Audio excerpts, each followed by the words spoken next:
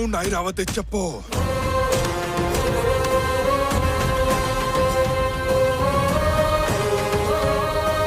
ప్రజలెప్పుడు మన దగ్గర చెయ్యి చాచి అడుక్కునే పరిస్థితుల్లో ఉండాలి.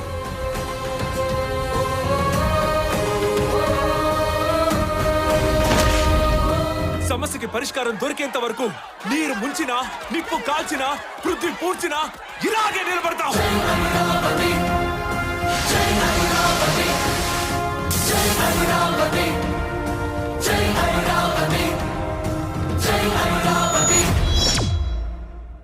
దేశానికి అన్నం పెట్టిన అన్నపూర్ణ అరుణ ప్రదేశ్ భవతి భిక్షాందేహి అంటూ కనిపించిన అందరినీ అప్పులడుకునే స్థాయికి దిగజారిపోయింది.